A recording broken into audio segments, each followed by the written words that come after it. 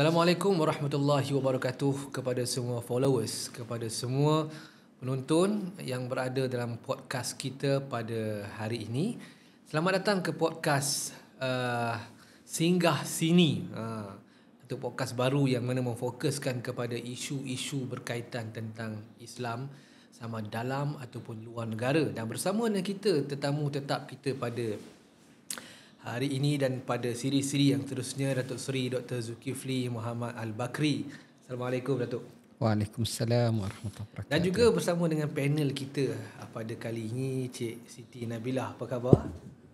Alhamdulillah, sihat alhamdulillah.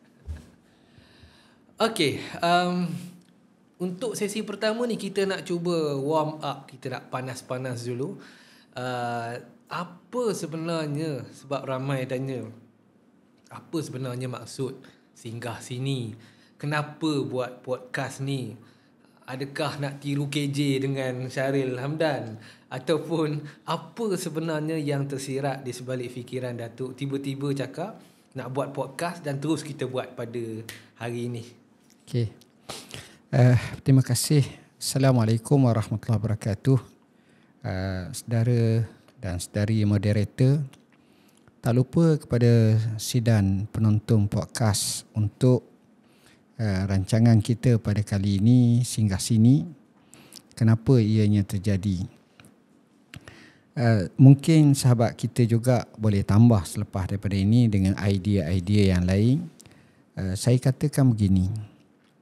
Kadang-kadang kita tengok dalam kehidupan kita ni, banyak orang akan ulas pelbagai isu.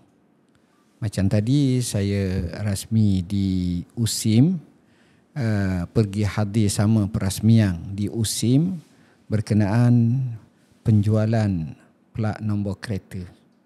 Alhamdulillah, masa tu saya bertemu dengan seorang sahabat kita namanya Abang Gang.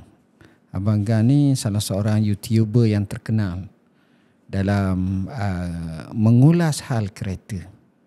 Menarik perbandingan. Saya tanya beberapa soalan kepadanya. Jadi menariknya ialah kita akan tengok banyak orang akan bercakap dalam sisi-sisi yang pelbagai. Tapi sisi agama secara khusus, walaupun santai tapi berfakta dan juga ada nasnya, ada hujahannya, itu tak ramai yang benar-benar menekuninya itu. Saya merasakan amat penting kita mengambil tempat tersebut. Dan yang keduanya, mungkin sahabat-sahabat nak tengok buah fikiran. Mungkin orang dalam latar belakang berkenaan dengan politik siasah berbeza, ahli ekonomi berbeza, pakar perubatan berbeza.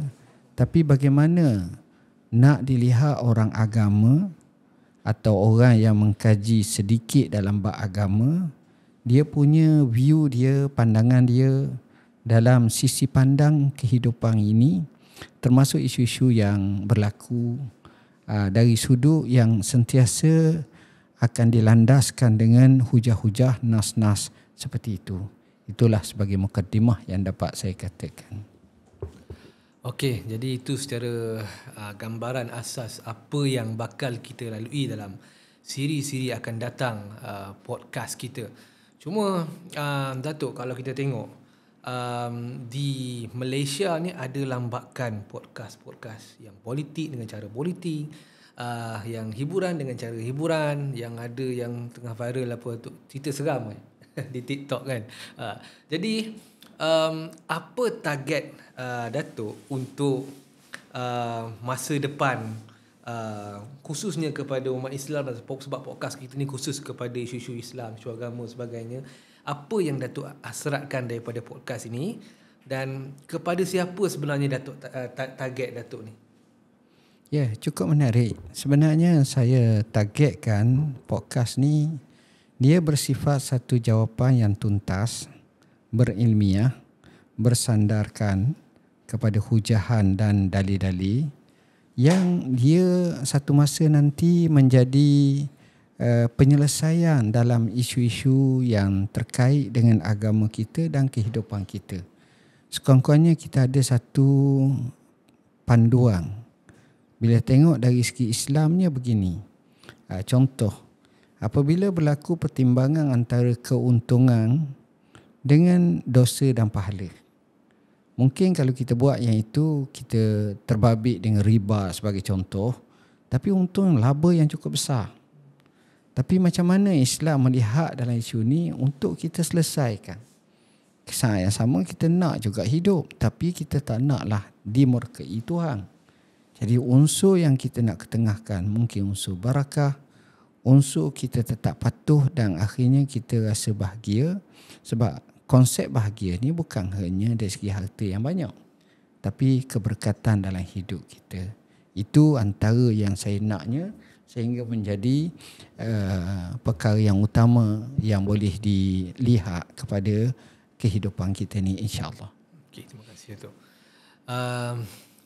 Dah 2 soalan kepada Datuk ni. Kemudian saya nak cuba tanyalah kepada Nabilah ni daripada tadi diam ni. Jadi sebenarnya apa hasrat Nabilah lah sebagai, kita tak nak sebagai seorang panel, tak nak, tapi sebagai, katakanlah sebagai seorang pendengar ataupun penonton podcast ni, apa sebenarnya yang Nabilah nak supaya podcast Singgah Sini ni berbeza dengan yang lain? Harapan saya sebab kalau sekarang ni banyak sangat podcast yang macam Ustaz Razif cakap before this, politik, lepas tu ada tu yang terlalu ilmiah, terlalu tinggi. Saya nak podcast yang lebih senang untuk orang awam untuk terima. Contohnya pasal isu-isu yang macam panas, tapi kita nak mau tu benda tu ilmiah, kita nak daripada jawapan daripada Islam juga, tapi yang bukan selalu orang kata certain isu tu macam dipolitikkan. Contohnya isu kalimah Allah, isu LGBT. Macam dekat luar negara, most university students, anak-anak muda, dia ada banyak platform untuk diorang cakap diorang punya pandangan sendiri. Lepas tu diorang nak jawapan daripada orang-orang agama lah, tapi macam kat sini kurang. Dari segitulah. Itulah harapan saya untuk podcast Datuk Seri Dr. Zulkifli. Agak-agak Datuk macam tadi isu panas lah. Isu kalimah Allah, isu LGBT tu. Macam mana kita nak ulas tu? Supaya harmoni, supaya semua terima. Ya. Saya nampak yang pertama sekali kita, sebab hari ini kita tak akan bincang cara mendalam isu ni, tapi apa-apa benda pun, nombor satu kita kena beri kefahaman yang jelas. Kita kadang-kadang terkeliru dengan istilah, dengan satu-satu kalimat yang disebut, yang akhirnya kita tak faham maksud sebenar yang hendak disampaikan. Itu yang jadi fitnah macam-macam. Jadi fitnah macam-macam, dan kadang-kadang tu yang ini tak tahu hakikat sebenar. Jadi kita telah tinggal satu kaedah, al-hukmu ala syai' far'un an tasawuri. Kita nak hukum sesuatu tu, biarlah gambaran tu jelas. Nombor dua, yang kedua, yang jadi masalah kepada kita selalu sebut orang ni kata, orang tu kata. Kita akan cuba sebut begiang. Persoalannya, apa-apa yang kita nukilkan tu betul ke tidak? Yang kita nisbahkan kepada orang tu betul ke tidak? Dan yang kedua, apa yang kita dakwa tu okey ke tidak? Ada ke bukti dan seumpamanya? Sebab itu pujangga menyebut, in kunta nakilan fa alayka bitashih wa in kunta mudda'iyan fa alayka biddalil. Kalau kamu nak nukilkan sesuatu perkara, kena tasahih dulu betul ke tidak. Dan kalau kamu nak buat sebarang bentuk dakwaan, datangkanlah kepada kamu dalil. Jadi dengan sebab itu kita katakan bahawa kalau kita boleh selesaikan isu ni dulu, setiap apa yang kita nak jawab, setiap apa yang kita nak faham, setiap apa yang kita nak lontarkan idea tu, biarlah bermula dengan kefahaman yang jelas dan betul.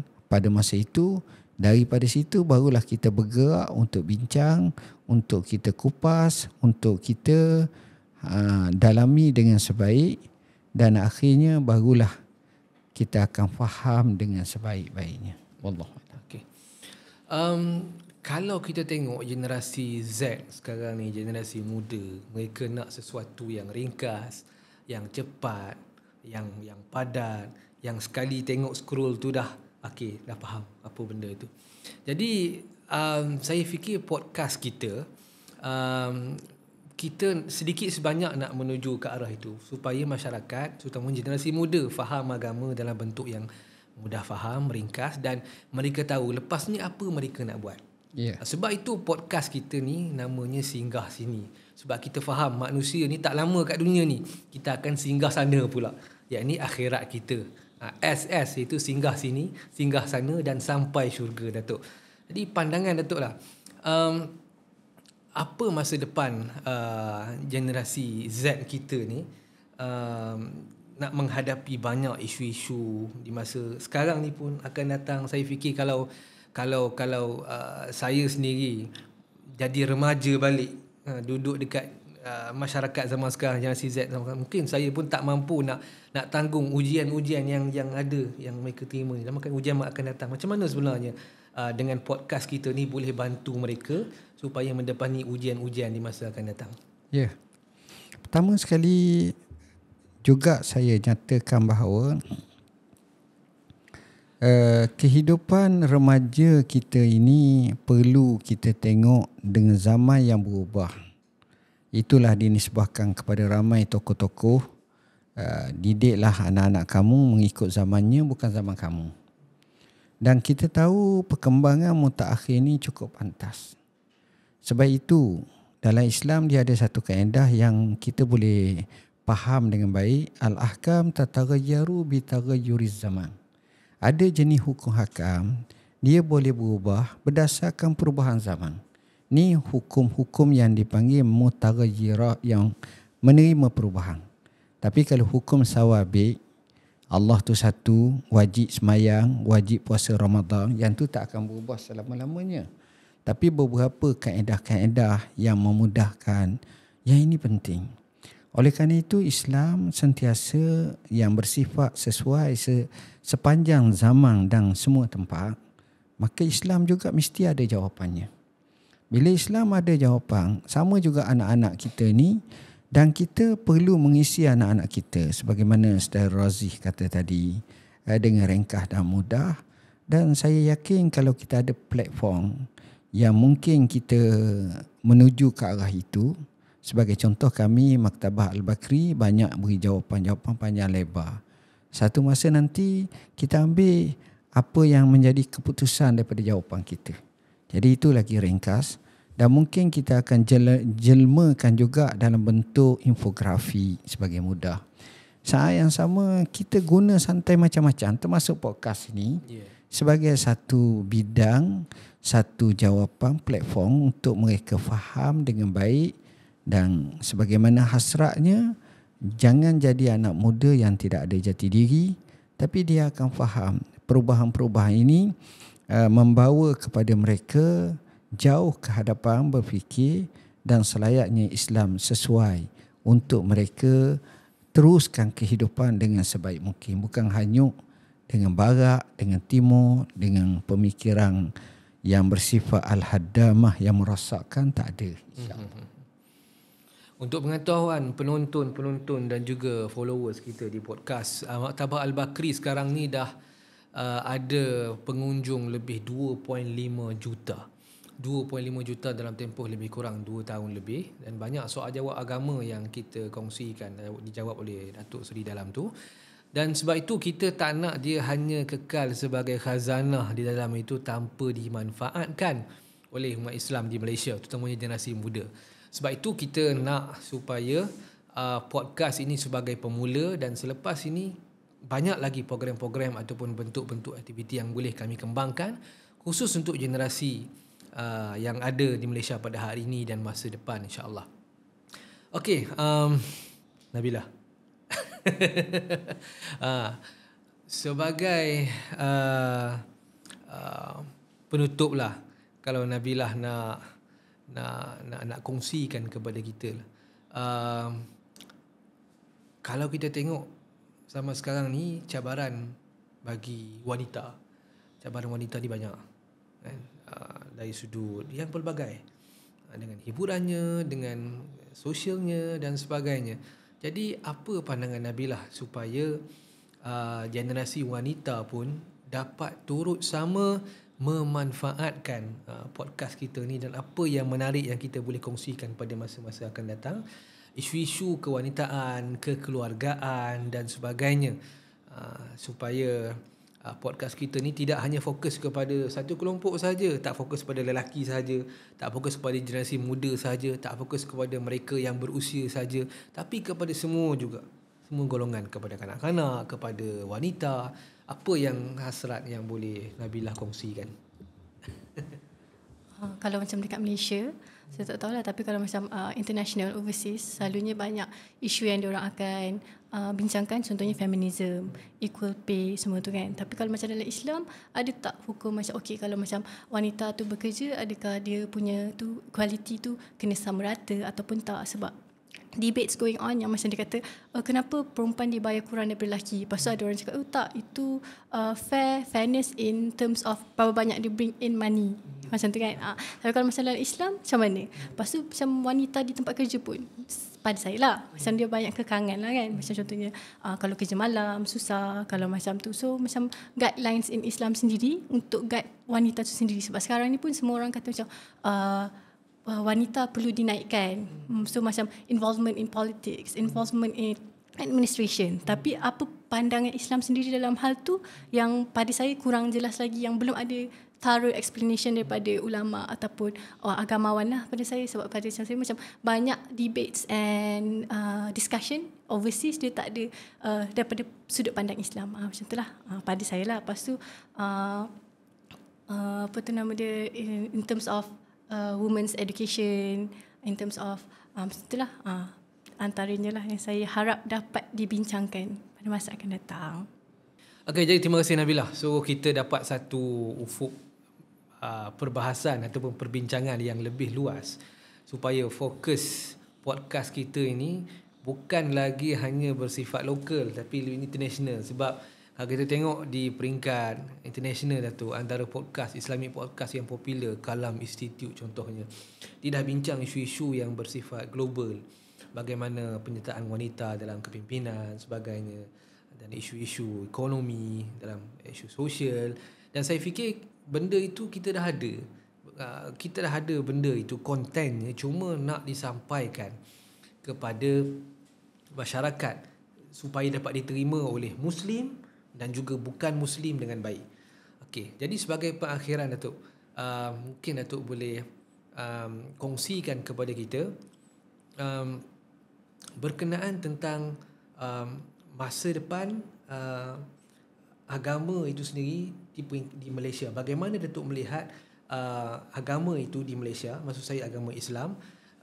Adakah kita boleh setakat ini di takuk yang sama, ataupun apa lagi ruang-ruang perubahan yang kita boleh bawa untuk manfaat agama dan juga dakwah itu sendiri? Okey. Soalan yang cukup baik. Bagi saya memanglah kita tengok agama di Malaysia ini, kita boleh ambil dua sampel lah.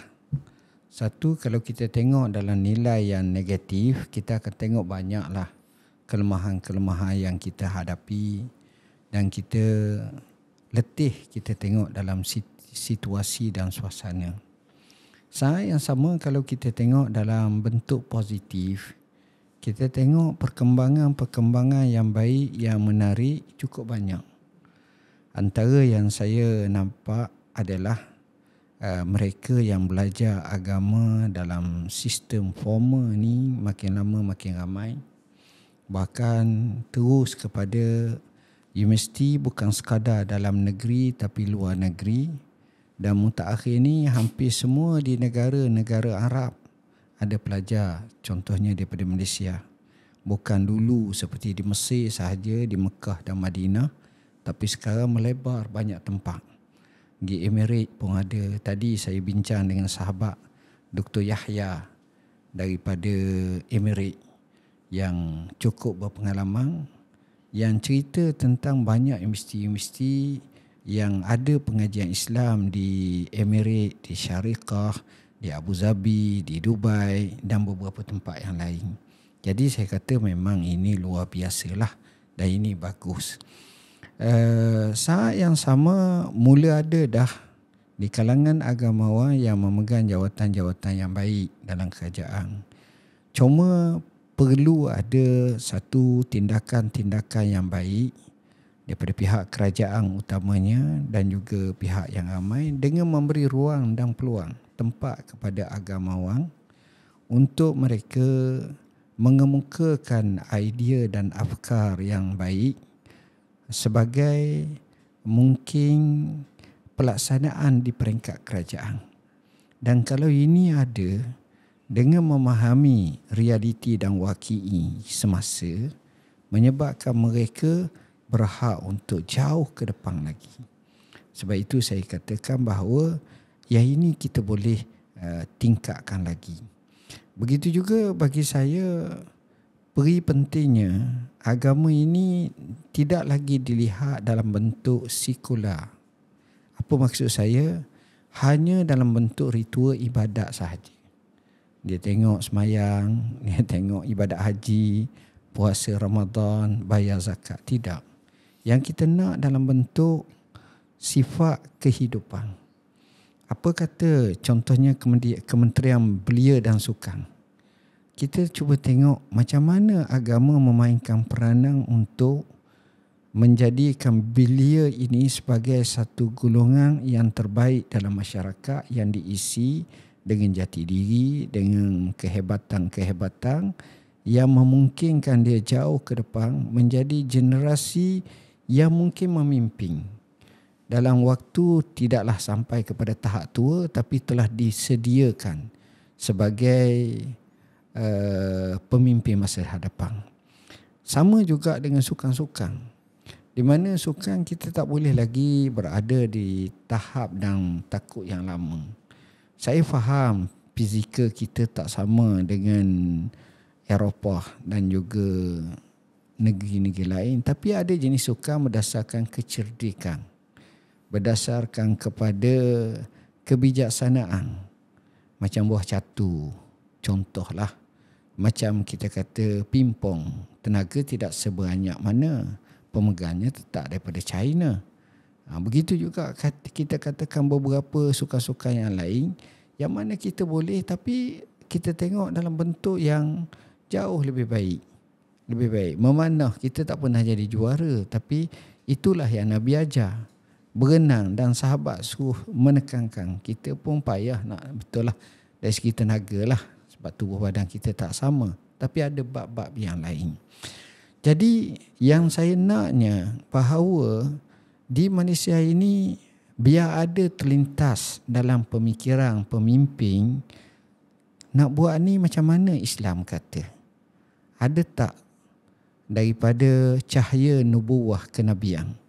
Ada tak panduan ilahi? Sekurang-kurangnya apa yang dia nak putuskan itu tidak jauh. Bahkan mengikut lagi baik, kerana di situ kita akan rasa adanya taufik dan hidayah dan keberkatan daripada Tuhan.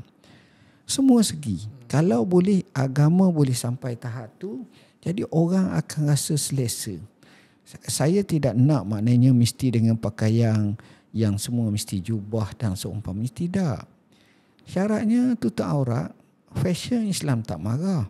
Tapi tata kelolanya ataupun tata susilanya, dari segi kita kata penampilannya, dia ada garis panduan dalam Islam. Maknanya agama itu bukan hanya sekadar on paper tapi dibudayakan. Itu yang kita nak. Kita nak macam Badi'uz Zaman. Dia kata, aku melihat Islam di Eropah, tapi aku tak lihat orang Islam. Tapi di Arab aku tengok orang Islam, tapi aku tak tengok Islam. Tapi dia juga yang menyatakan Eropah ataupun Eropah sedang mengandung hamil Islam.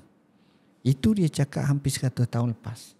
Tapi apa yang berlaku sekarang kita boleh tengok bila ada sembahyang hari raya Idul Adha, Idul Fitri di bandar London sendiri, di Moskow, di New York, di tempat-tempat besar. Masya Allah, bukan 100, bukan 1,000, mungkin puluhan ribu mereka sembahyang.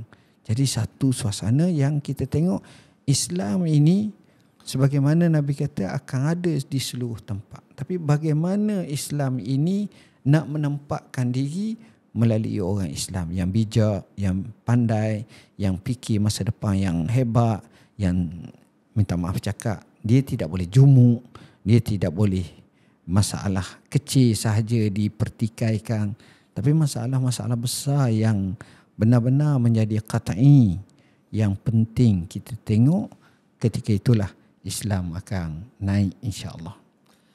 Okey, jadi satu buah fikiran yang sangat berat sebenarnya untuk kita laksanakan bersama.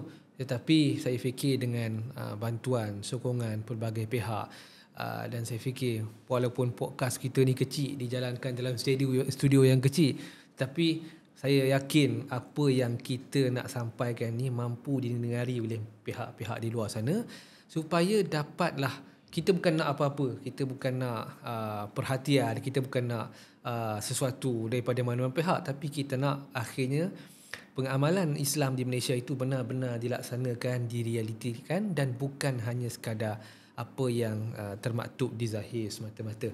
Jadi kepada penonton dan juga pendengar podcast Singgah Sini, saya nak ucapkan terima kasih atas sokongan dan dokongan yang diperoleh sehingga sekarang ni kita ada di Facebook, kita ada di Twitter, kita ada di Instagram, kita ada di TikTok dan kita ada di YouTube. Baru dilancarkan kita punya akaun media sosial semalam.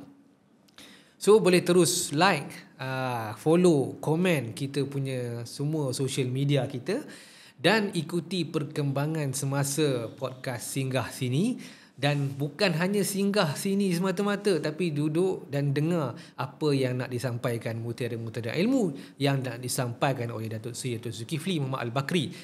Jadi kita selesai setakat ini podcast siri pertama kita. Bertemu kita pada minggu depan insya-Allah dalam Singgah Sini dengan tajuk-tajuk yang panas, yang kontroversi, tapi kita tengok apa jalan tengahnya.